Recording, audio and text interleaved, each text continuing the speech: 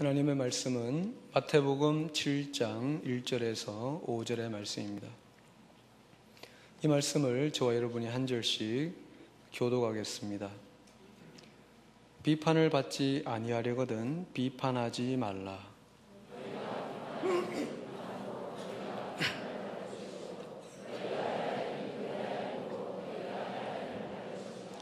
어찌하여 형제의 눈 속에 있는 티는 보고 내 눈 속에 있는 들보는 깨닫지 못하느냐.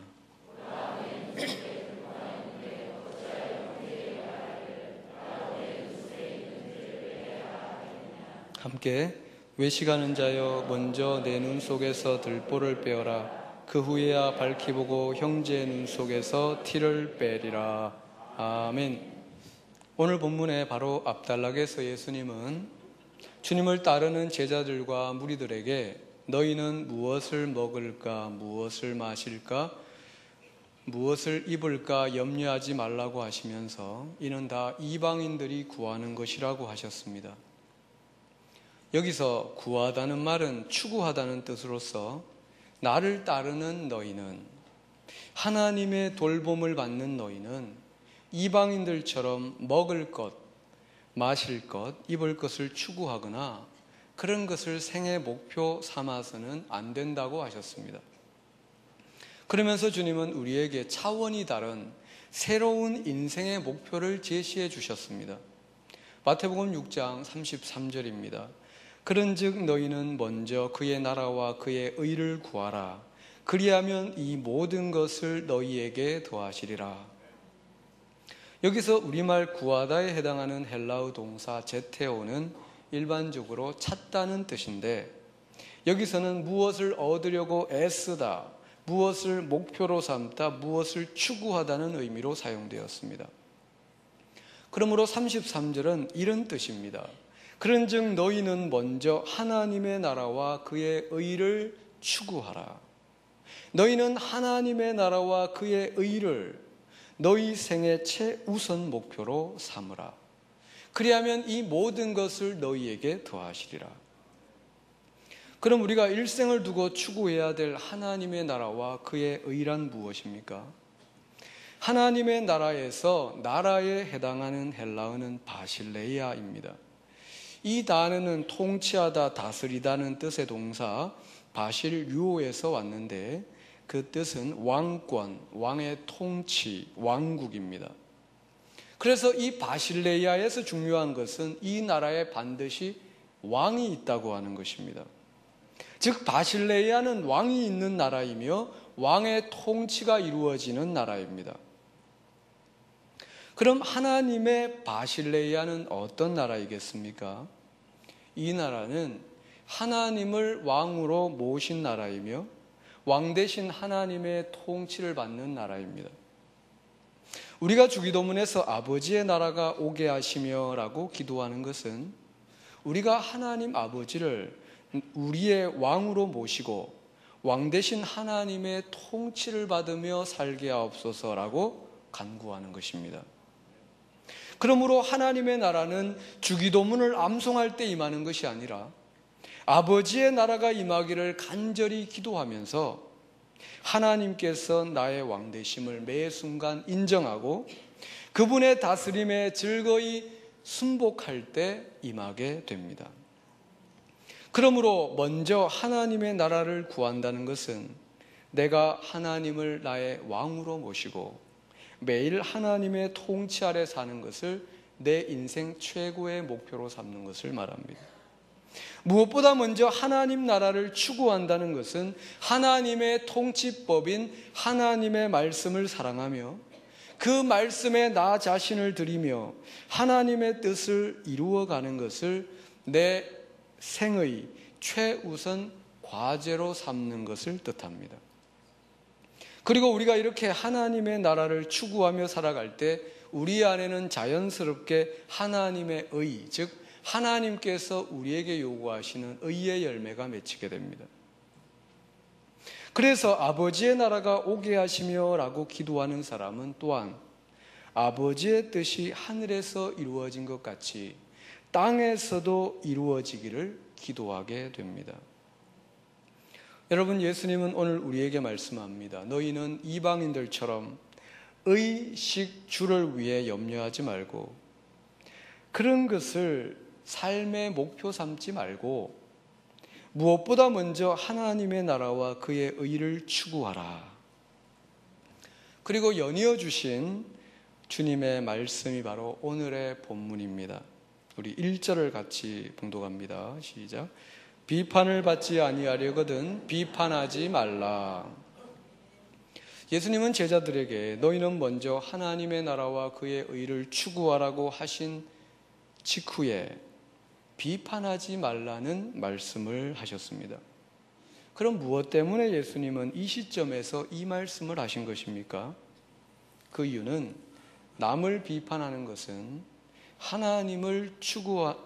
하나님의 나라를 추구하는 것과 정반대의 삶이기 때문입니다. 여기서 주님은 너희가 비판을 받지 아니하려거든 남을 비판하지 말라고 하셨습니다. 이 말은 너희가 남을 비판하면 너희도 비판을 받게 된다는 뜻입니다. 그럼 우리가 남을 비판하면 우리는 누구의 비판을 받게 됩니까? 우리말 비판하다로 번역된 헬라어 동사 크리노는 그 뜻이 분리하다, 판단하다, 심판하다입니다. 그런데 여기서 이 단어는 그 동사의 일회적 행위를 강조하는 부정 과거형 크리네테로 쓰임으로써 이 비판이 세상 끝날에 단 한 번 있게 될 하나님의 최후 심판임을 시사해 줍니다. 그래서 새번역 성경은 이렇게 번역했습니다. 너희가 심판을 받지 않으려거든 남을 심판하지 말아라. 2절은 보다 구체적으로 말씀합니다. 2절입니다. 너희가 비판하는 그 비판으로 너희가 비판을 받을 것이요 너희가 헤아리는 그 헤아림으로 너희가 헤아림을 받을 것이니라. 여기서 헤아리다는 단어가 나옵니다. 이 단어는 국어사전에 두 가지 뜻이 있는데 첫째는 수량을 세다는 뜻으로 그 용례는 돈을 헤아리다입니다. 둘째는 짐작으로 가늠하거나 미루어 생각하다는 뜻으로 그 용례는 남의 고충을 헤아리다입니다. 그럼 2절에서 이 헤아리다는 어떤 뜻으로 사용되었습니까? 우리말 헤아리다에 해당하는 헬라어 동사 메트레오는 재다, 측량하다는 뜻입니다. 그러니까 여기서 헤아린다는 것은 마치 돈을 헤아리듯이 돈을 세듯이 다른 사람을 나의 기준으로 세고 재고 측량하는 것을 말합니다. 그러므로 2절은 이런 뜻입니다. 너희가 다른 사람을 심판하는 그 심판대로 너희도 하나님의 심판을 받을 것이고 너희가 남을 측량하는 그 측량의 잣대로 너희가 하나님의 측량을 당할 것이다. 여러분, 하나님은 하나님의 기준과 잣대로 인간을 심판하시지 않겠습니까? 그런데 예수님은 우리가 다른 사람을 측량하고 심판한 그 잣대로 하나님께서 우리를 심판하신다고 하셨습니다. 왜 그렇습니까? 사도 바울은 그 이유를 로마서 2장 1절에 이렇게 설명했습니다. 새번역 성경으로 읽어드리겠습니다. 그러므로 남을 심판하는 사람이여 그대가 누구이든지 죄가 없다고 변명할 수 없습니다. 그대는 남을 심판하는 일로 결국 자기를 정죄하는 셈입니다. 남을 심판하는 그대도 똑같은 일을 하고 있기 때문입니다. 여러분, 우리 인간은 남을 비판하고 심판하는 것을 참 좋아하지만 실은 나 자신이 그와 똑같은 일을 하고 있음을 알아야 합니다. 여러분, 내가 비판하는 그 사람이 참 교만합니까? 나도 교만합니다. 그가 잘난 체 합니까? 나도 잘난 체 합니다. 그가 탐욕스럽습니까? 나도 탐욕스럽지 않습니까? 그가 이기적입니까? 나도 누구 못지않은 이기주의자가 아닙니까? 여러분, 우리는 마치 의인인 것처럼 다른 사람을 비판하고 비난하지만 우리도 그와 똑같은 죄를 가지고 있음을 부인할 수 없습니다. 이것이 모든 인간의 실상이며 우리 자신의 실체입니다. 그래서 결과적으로 우리 인간은 자신이 남을 비판하고 심판한 그대로 자기가 하나님의 심판을 받게 되는 것입니다. 여러분, 하나님의 나라는 결코 남을 비판하는 곳에 임하지 않습니다. 하나님의 나라는 결코 남을 심판하는 사람들 속에 이루어지지도 않습니다. 왜냐하면 하나님의 나라는 서로를 비판하는 나라가 아니기 때문입니다. 그럼 하나님의 나라는 어떤 사람들 속에 임하게 됩니까? 아니, 하나님의 나라를 추구하는 우리는 이제 비판이 아니라 무엇을 해야 합니까? 우리 3절과 4절을 같이 봉독합니다. 시작. 어찌하여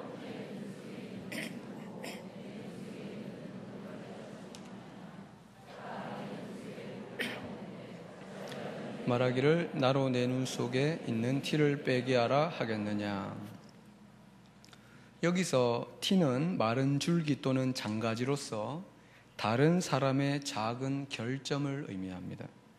그리고 들보는 벽과 벽 사이에 놓아 지붕을 받쳐주는 큰 목재로서 나 자신의 결점을 뜻합니다. 그러니까 주님은 3절에서 이렇게 말씀하신 것입니다. 너는 어떻게 다른 사람 속에 있는 작은 결점은 그렇게도 잘 보면서 정작 너 자신 속에 있는 엄청나게 큰 결점과 죄는 깨닫지 못하느냐. 여기서 우리는 주님이 사용하신 동사에 주목하고자 합니다. 먼저 주님은 어찌하여 형제의 눈 속에 있는 티는 보고라고 하셨습니다. 여기서 주님은 보다라는 동사를 사용했는데 우리말 보다로 번역된 헬라어 동사 블레포는 말 그대로 눈으로 본다는 뜻입니다. 그리고 연이어 주님은 내 눈 속에 있는 들보는 깨닫지 못하느냐라고 하셨습니다. 여기서 주님은 보다가 아니라 깨닫다는 동사를 사용하셨습니다. 우리말 깨닫다에 해당하는 헬라어 카타노에어는 지각하다, 어떤 목적에 온 마음을 들여 몰두하다, 숙고 또는 연구를 통해 이해하다는 뜻입니다. 여러분, 우리의 눈은 기본적으로 우리 밖을 향하고 있기 때문에 우리 눈에는 다른 사람의 티가 너무나 잘 보입니다. 그러나 우리 눈은 우리 자신을 절대로 볼 수가 없기에 우리 속에 있는 들보는 도무지 보이지가 않습니다. 남들은 다 보고 있는 나의 결점과 문제를 나 자신만은 못 보고 있는 것입니다. 그럼 내 속에 있는 들보는 어떻게 볼 수 있습니까? 그것은 하나님 앞에서의 카타노예요. 곧 깨달음을 통해서만 알 수 있습니다. 그것은 하나님 앞에서 온 마음을 들여 자기를 살피는 자기 성찰을 통해서만 가능합니다. 그래서 우리가 하나님의 나라를 추구하며 산다는 것은 다른 것이 아니라 우리가 하나님 나라의 빛 속에서 날마다 나 자신을 성찰하며 사는 것을 의미합니다. 여러분, 하나님의 나라는 하나님을 왕으로 모시고 하나님의 통치에 순복하는 나라라고 했습니다. 그리고 우리 안에 이 하나님의 나라가 임하여 올 때 우리는 하나님 나라의 빛으로 우리 자신의 내면을 비추어 보게 됩니다. 그때 우리 속에 왕의 자리를 차지하고 있는 수많은 우상들과 하나님의 통치에 불복하는 들보들이 고스란히 드러나게 됩니다. 이때 하나님의 나라를 추구하는 사람은 자기 속에 있는 이 더러운 우상들을 치워버리고 들보들을 뽑아내기 시작합니다. 이런 회개와 결단과 수고가 계속되어질 때 하나님의 통치에 불복하는 영역들이 점점 사라지게 되고 우리 안에 하나님의 다스림은 점점 확장되게 됩니다. 그리고 이렇게 하나님 앞에서 자기를 성찰하는 사람들 속에 하나님의 나라는 강력하고도 포근하게 임하게 됩니다. 여러분, 사실 사람이 남을 비판하는 것은 참 쉽습니다. 그것은 어린아이들도 잘하는 일입니다. 가끔 아이들이 싸우는 것을 말릴 때가 있지 않습니까? 그러면 어떻습니까? 서로 자기는 잘못한 것이 하나도 없고 상대 아이가 전부 잘못했다고 이야기합니다. 그런데 이것은 아이들만의 문제는 아닙니다. 우리나라의 최고 지성들이 모여 있다고 하는 국회에서 행해지는 모습을 보면 이런 어린아이들의 모습과 별반 다르지 않습니다. 그리고 불행하게도 이런 모습은 교회 안에도 없지 않습니다. 요즘 분쟁 중에 있는 교회들을 보면 서로 상대의 잘못을 비판하고 정죄하고 고소하고 고발합니다. 그러면서 하나님의 나라를 바로 세우겠다고 합니다. 그러나 여러분, 상대를 비판하고 심판하는 사람들 속에는 하나님의 나라가 임하지 않습니다. 서로 상대의 티를 빼겠다고 덤벼드는 사람들은 장차 하나님의 나라가 아니라 하나님의 심판에 직면하게 된다고 하셨습니다.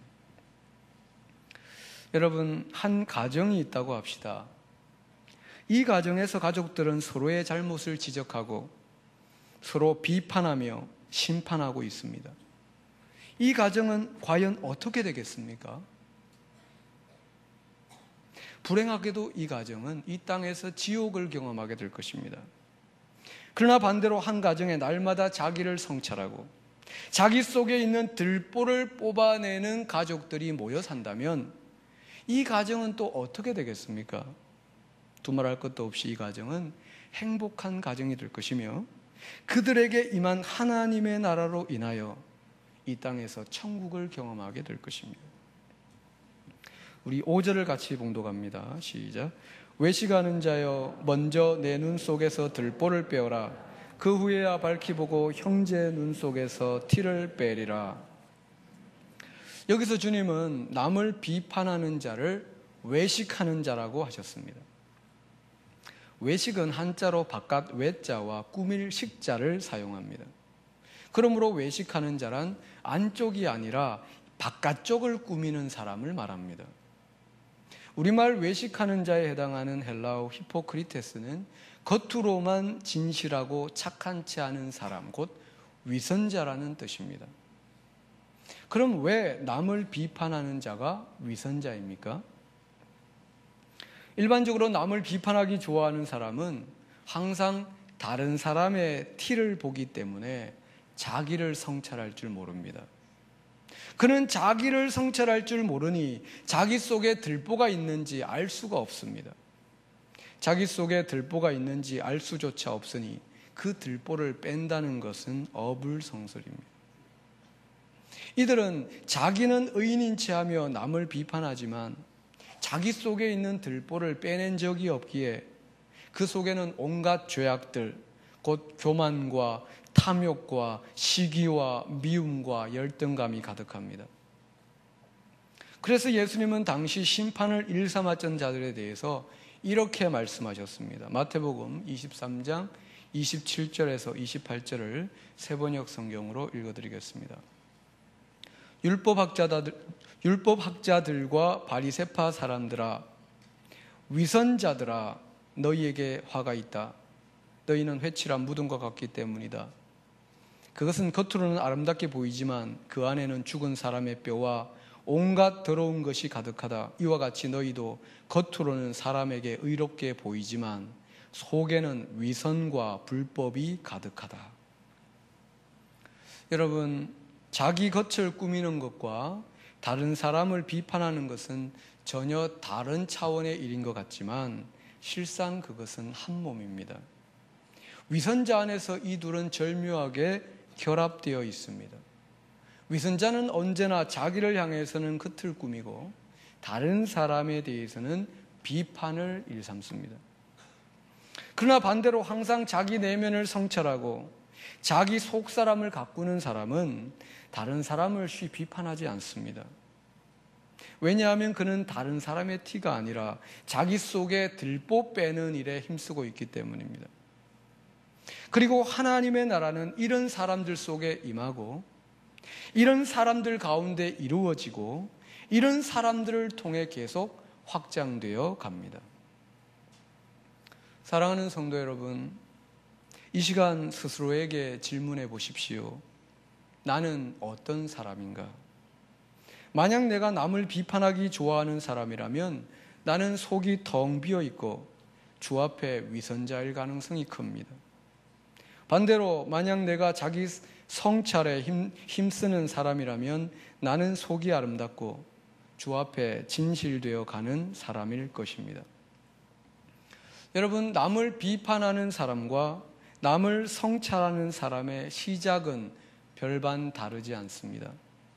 그러나 10년, 20년, 30년이 지나면 그 차이는 하나님의 나라와 하나님의 심판만큼이나 큰 것이 될 것입니다.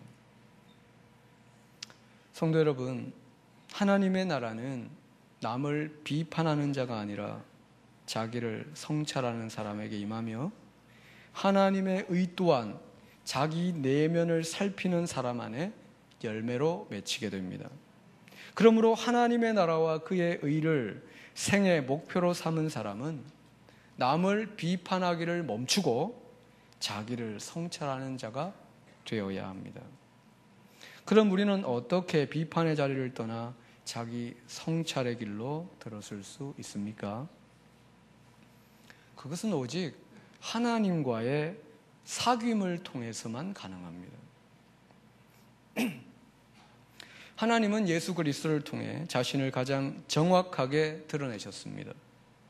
예수님은 세상을 심판하러 오신 것이 아니라 세상을 구원하러 오셨고, 예수님은 죄인을 정죄하기 위해 오신 것이 아니라 죄인을 용서하기 위해 오셨습니다.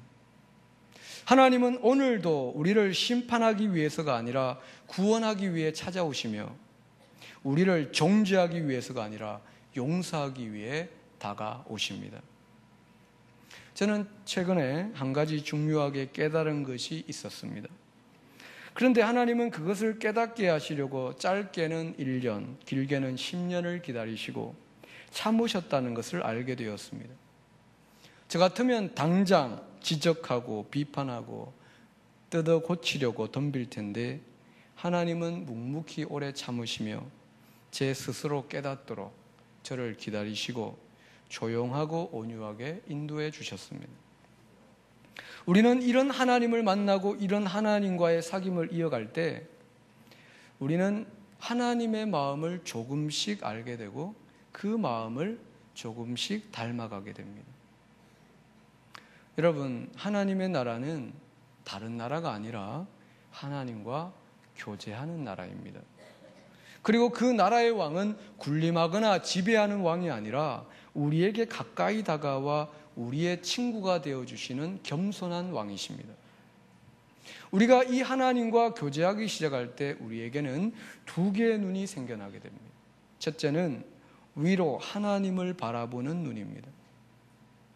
우리는 우리를 사랑하시는 하나님을 바라보며 그분과 대화하고 사귀면서 하나님의 마음을 이해하게 되고 하나님의 마음을 조금씩 품게 됩니다. 그리고 또 하나의 눈은 나 자신을 살피는 눈입니다.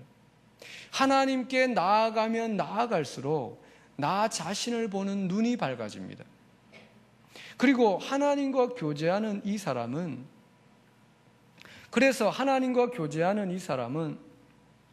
하나님 나라와 말씀의 빛 속에서 자기 내면을 비추며 날마다 자기 속에 박혀있는 죄의 들보들을 제거해 나가게 됩니다. 그리고 우리가 주님과의 사귐을 계속 이어나갈 때 우리에게는 전혀 새로운 제3의 눈이 생기게 됩니다. 그것은 바로 하나님의 마음으로 형제를 바라보는 눈입니다. 그때 우리의 이웃은 더 이상 우리의 비난과 비판의 대상이 아니라 사랑과 용서와 섬김의 대상이 됩니다. 그때 우리에게는 형제의 눈 속에 있는 티를 빼어내줄 진정한 사랑과 힘과 지혜가 생겨나게 되는 것입니다. 루티아 크리스티느라고 하는 한 여인의 1882년 11월 18일자 일기문을 소개해 드리겠습니다. 오늘 아침 예수님은 내 영혼에 말씀하셨다. 나는 다만 너의 일만을 마음에 두고 있다고. 그리고 그래서 나는 주여 주께서 저만 생각하신다면 다른 사람은 어찌하십니까? 라고 물으니 주님은 나는 자기를 나누지 않고 하나하나의 영혼에게 나의 전부를 쏟는다. 이와 같이 너 또한 너의 전부를 전적으로 나에게 바치지 않으면 안 된다고 말씀하셨다. 우리에게 찾아오시는 하나님은 우리 각자를 향해 나는 너만 사랑한다고 말씀하십니다. 하나님은 60억 명 중에 하나로 우리를 사랑하는 것이 아니라 마치 이 세상에 우리 한 사람밖에 없는 것처럼 그렇게 자기 존재 전부를 쏟아부으며 우리를 사랑하십니다. 그러나 주님은 또 우리에게 말씀하십니다. 나는 너만 사랑하는 것은 아니다. 나는 너를 사랑하는 것과 똑같이 내 이웃을 사랑한다. 네가 판단하고 비판하는 그 사람도 나는 너와 똑같이 사랑하고 네가 미워하고 시기하는 그 사람도 나의 전부를 쏟아부어 사랑하며 네가 하찮고 귀찮게 여기는 그 사람도 나는 너와 조금도 다르지 않게 사랑한다. 여러분, 하나님께서 사랑하시는 그 사람을 왜 내가 비판하겠습니까? 하나님께서 받아들인 그 영혼을 왜 내가 정죄하겠습니까? 로마서 14장에서 바울은 이렇게 권면했습니다. 세번역 성경으로 읽어드리겠습니다. 사람을 비판하지 마십시오. 하나님께서는 그 사람도 받아들이셨습니다. 우리가 누구이기에 남의 종을 비판합니까? 그가 서 있든지 넘어지든지 그것은 그 주인이 상관할 일입니다. 주님께서 그를 서 있게 할 수 있으시니 그는 서 있게 될 것입니다.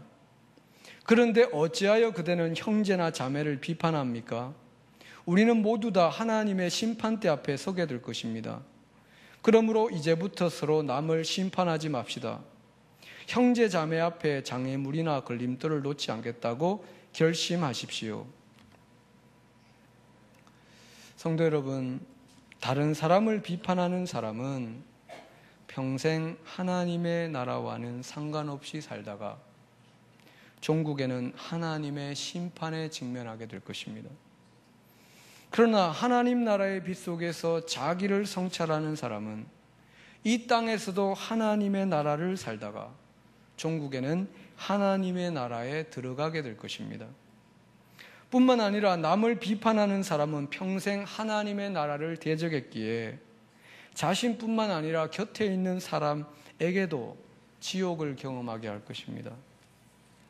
그러나 자기를 성찰하는 사람은 평생 하나님 나라를 추구했기에 자신뿐 아니라 그의 곁에 있는 사람에게도 따뜻한 천국을 경험하게 할 것입니다. 사랑하는 성도 여러분, 이제 우리 앞에는 두 길이 놓여 있습니다.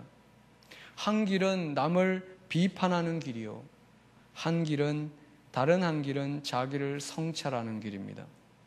한 길은 하나님의 심판에 이르는 길이요, 다른 한 길은 하나님 나라로 이어지는 길입니다. 한 길은 많은 사람이 가는 넓은 길이요, 다른 한 길은 찾는 이가 별로 없는 좁은 길입니다. 이제 여러분은 어떤 길을 가시겠습니까? 기도드리겠습니다. 사랑의 하나님 아버지, 만약 하나님께서 우리를 정죄하시고 비판하시고 심판하셨다면 우리는 벌써 우리 죄로 인하여 멸망을 당했을 것입니다.